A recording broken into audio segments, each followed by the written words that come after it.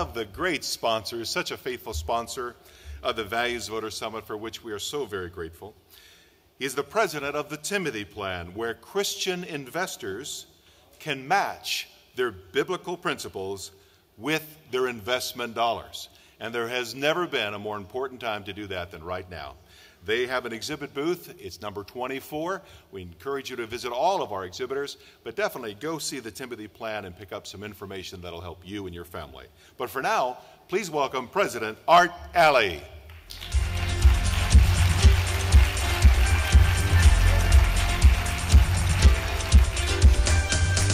Good morning. I have been asked to introduce the next speaker. And on the way out here, it finally dawned on me that I should really cover both sides of the next speaker. I can't see Anita, but is she here? Anita? Anita, Staver, and Phoenix? Stand up. The brains behind the deal. Anita's his wife and Phoenix his granddaughter.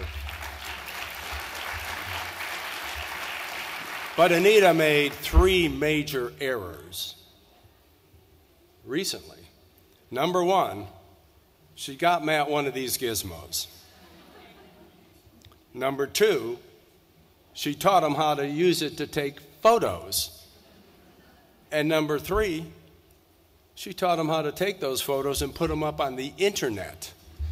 And the other side of Matt Staver is if you're ever in an embarrassing situation and he's there, I'm going to guarantee you within 3 seconds, your photo will be taken and the whole world is going to see it. Been there, done that. But on the other side, he is one of the true warriors in this war for the soul of America.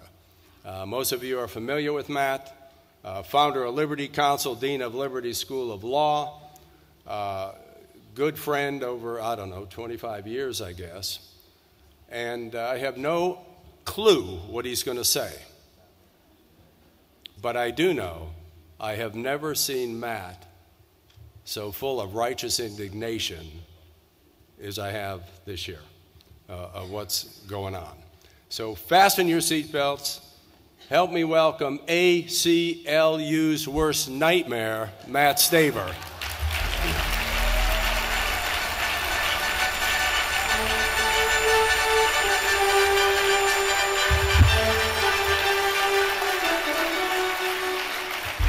You know, it's easy to take photographs of Art Alley when we're on a 14-city tour driving in an RV, speaking to pastors over a period of 6 days, and he wrecks the RV that we're in not just once, but twice. Well, it's really a pleasure to be here and for this Values Voter Summit, and we're pleased, Liberty Counsel, as Art said, we're the opposite of the ACLU, and also Liberty Counsel Action, our 501c4, to be co-sponsors of this great event. What I want to talk to you about today is the red line of liberty. I believe through history we have come to the point where we have crossed the red line of liberty. The red line, in order to see it, we must understand the essence of liberty. President Ronald Reagan certainly understood where that red line was crossed, and he understood the essence of liberty. He often referred to America as a shining city on a hill. He didn't invent the phrase. It comes from back in 1630 on the ship Arbella, when the Puritan preacher John Winthrop told the Massachusetts Bay Colony that what God was doing here in America was creating a new America, a new foundation, not America called so much, but a new community. It was to be a shining city on a hill. And that came from Jesus in the Sermon on the Mount, the salt and light message, where Jesus speaks about a shining city on a hill. And you can really picture that if you've ever been to the Sea of Galilee, especially at night when it's dark. And on the mountainside, you'll see some of those cities lighted from the lights of the evening. It gives you comfort, it gives you a compass, it gives you a point of reference when you're in the middle of that dark Sea of Galilee, so that you know exactly where you're going. That's what Ronald Reagan referred to as America being that shining city on a hill, that lighthouse to the world, if you will, that lighthouse of liberty. John Adams, our first vice president and second president, said, "I've always considered the settlement of America with reverence and wonder as the opening of a grand scene and design of providence." And Patrick Henry, that fiery orator, said, "The American Revolution was the grand operation which seemed to be assigned by the deity to the men of this age in our country." To understand what these founders meant, we go back to the sources of liberty and go back to the source on which they based their worldview, the Bible. Jesus, in his first message in the synagogue recorded in the scriptures in the Gospel of Luke chapter 4, speaks about how God anointed him. He was anointed by the Spirit of the Lord to proclaim good news to the poor, to proclaim liberty to the captives, recovering of sight to the blind, and to set at liberty those who are oppressed. Jesus said that if the Son sets you free, you shall be free indeed. And the Apostle Paul in Galatians said that for freedom, Christ has set you free. Theologian F.F. Bruce wrote a book about the Apostle Paul called Paul, Apostle of the Heart Set Free. It is the essence of freedom that the founders knew and that humanity has understood from the very beginning, because that is infused in us by the Creator himself. Freedom is the antithesis of liberty. In God's economy, you and I are created with special dignity and worth. And based upon that created order that God created you and I in his image, he infused us with certain unalienable rights, among which are life, liberty, and the pursuit of happiness. Individualism, consequently, in our understanding of liberty, stands against collectivism. The supremacy of God stands against a centralized government. It is no wonder why, through history, oppressive regimes have done three things to suppress those who long for liberty. First of all, they have suppressed religious liberty. And since the founding of the church, they have tried to suppress the church in our modern history. They have deconstructed the family and moved the family from its foundational purpose. And they have also sought to disarm the people. As Americans, we refer to the founding and to the founding of this country, but in reality, it is only a small fraction of history throughout our recorded history. America was based upon shared Judeo-Christian values, and it is those shared Judeo-Christian values that I think set the foundation and the understanding for what we're living in today. It was in Egypt that the red line of liberty was crossed by Pharaoh when he began to suppress those Israelites and turn them into slaves and to disregard the dignity of humanity that was created by God himself. And it was Moses who said, "Let my people go," and today we celebrate the Passover. That red line of liberty was crossed in the time of Esther when they sought to annihilate the entire Jewish population. There was no possible alternative but to die. But God intervened, and today we celebrate the Feast of Purim. The three Hebrews at the time of King Nebuchadnezzar, when he was suppressing the Israelite nation, and Daniel, they would not bow to King Nebuchadnezzar, irrespective of the consequences, and the task of rebuilding was left to future generations of Ezra and Nehemiah. And when Antiochus ultimately decided to stop the Jewish sacrifices and to repress religious freedom of the Jews and defile the temple and to force them to worship Greek gods, the Maccabees revolted. They did not worship the Greek gods. They would not compromise. And today we celebrate Hanukkah.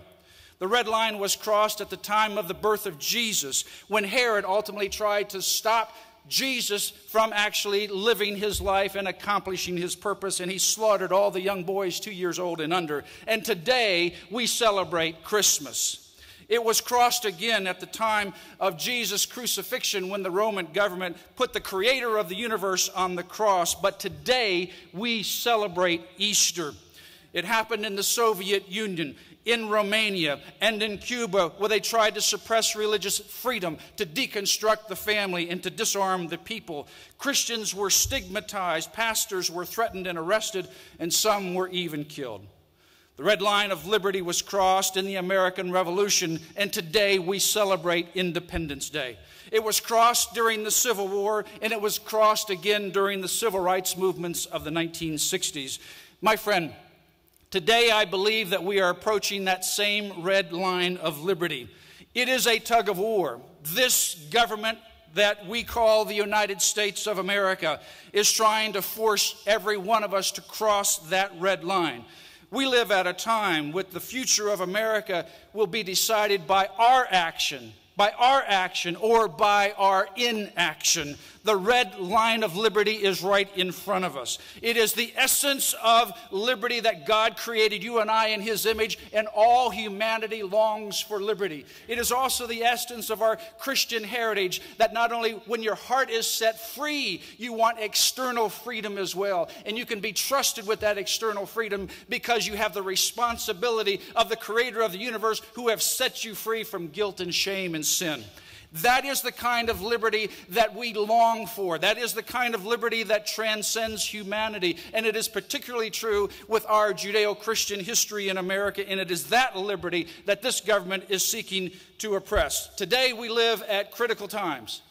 Today we live at a red line of liberty. Two specific examples, one with regards to Obamacare.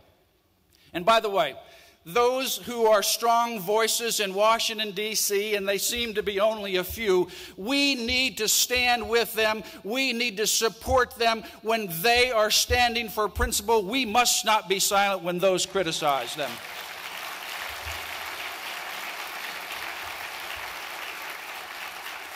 Liberty Counsel filed the very first private lawsuit on the very first day that Obamacare was signed by President Obama on March 23, 2010. Our case went to the U.S. Supreme Court back in 2011, 2012, and now it is pending at the U.S. Supreme Court again for a second trip. We challenge the entire employer mandate across the board because we don't believe that government has the power to force employers to buy an unwanted product for any employer, religious or secular. And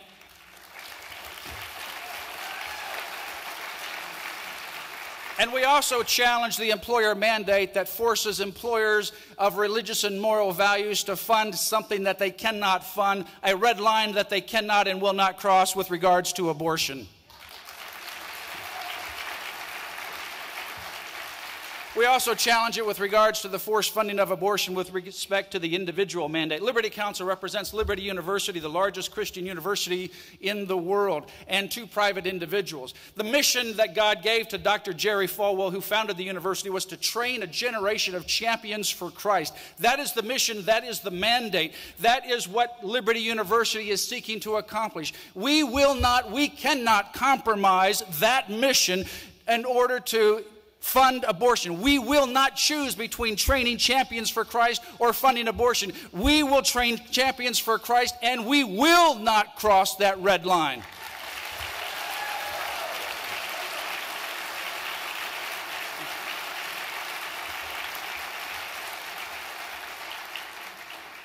This is unprecedented because never before in our history, other than the American Revolution, has the government been on such a collision course with religious liberty. This is not a situation where the government has an intolerable policy, but you can live side by side with it and criticize it and moan and groan about it. This is a situation where if you want to carry out your religious conviction as a Hobby Lobby or a Liberty University or anything else, you have to sacrifice another conviction. We will be like the three Hebrews and say, we will not bow to King Nebuchadnezzar.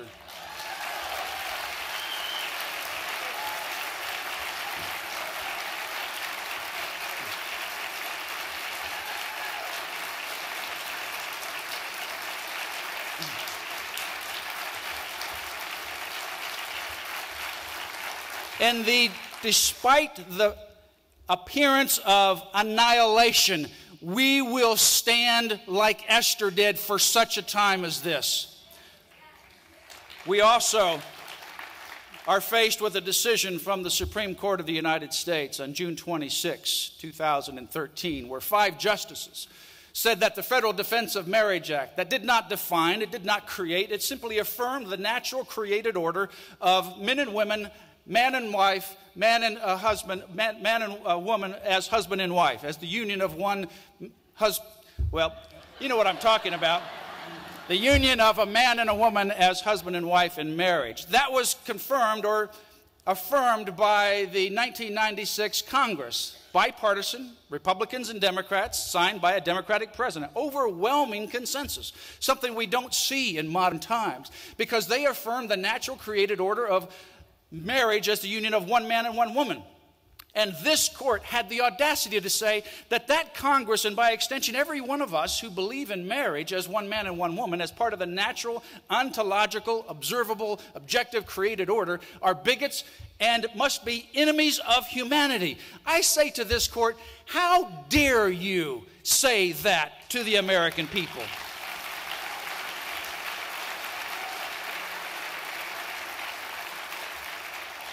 Throughout history, the Supreme Court has crossed the red line of liberty. And Dred Scott, they said to Dred Scott, who was seeking redress, sorry, Dred Scott, you don't have the rights of a U.S. citizen because you're black, and blacks are inferior human beings. How dare Chief Justice Taney say that kind of bigoted statement? It is contrary to natural law, contrary to the Constitution, and contrary to God's created order. It was no more law then than it is now. And Oliver Wendell Holmes in 1927, when Carrie Buck in Virginia sought redress before the United States Supreme Court because she was forcibly sterilized as part of the eugenics movement, a model law that was actually passed in Virginia on which this law was essentially patterned and extended to Nazi Germany, and the person who drafted that model law was recognized by Adolf Hitler as someone who was laudable and good in the eugenics movement. It was in Virginia that it ultimately came to the doorstep of Carrie Buck, and when she was forcibly sterilized, she sought redress, and Oliver Wendell Holmes said, sorry, Carrie, no redress for you. 3 generations of imbeciles, he wrote, is enough. How dare this court say something that bigoted, that is contrary to common sense, common law, and the Constitution, and certainly the natural created order. That was no more the rule of law then than it is now. I suggest to you that this decision by the Supreme Court will find itself in the same dustbands of history as Dred Scott and Buck versus Bell.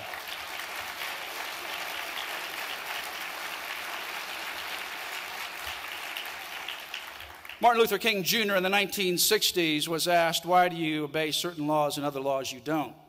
He said, it's obvious because there's some laws that are just and some laws that are unjust. A law that is just, you must obey it. There's laws, obviously, you don't like. You obviously have to obey those as well. But when there is a clear conflict, a clear decided conflict between God's natural law and the law of the magistrate, then you have no choice. You have a duty. And he said, that is why I am sitting here writing this letter from the Birmingham jail. I cannot comply. There are situations that we are facing today that I believe cross that red line. It is Obamacare forcing religious and moral employers to fund abortion. That is a red line we cannot cross.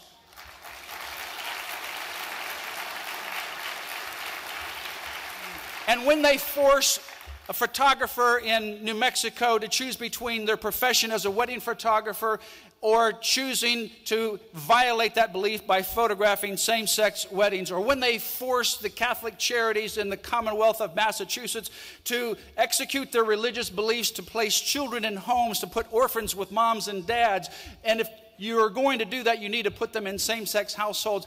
That is a red line that we can't cross either. We cannot sacrifice our religious freedom.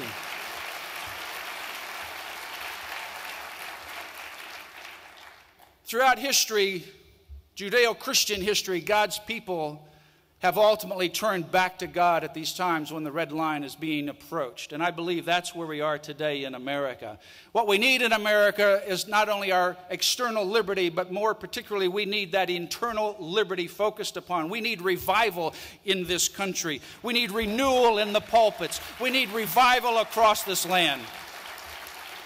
Liberty Counsel launched our Pastors and Patriots initiative. As a pastor and also now an attorney, Liberty Counsel has been involved in mobilizing and educating pastors to speak truth like all of these examples through history, Judeo-Christian history, and in modern Christian history and American history. Like the American Revolution, it was the Great Awakening that formed the very foundation of the American Revolution. Without that Great Awakening, there would be no American Revolution. It was the Second Great Awakening and the preaching of George Whitefield that ultimately transformed the heart of a man by the name of William Wilberforce that resulted in the abolition of slavery and the reformation of manners around the world. It was those spiritual foundations that gave birth to a civil body politic that respected liberty externally because you experienced liberty internally. We are focused on working with pastors to revive them and educate them and mobilize them and remove the muzzle and replace it with a megaphone.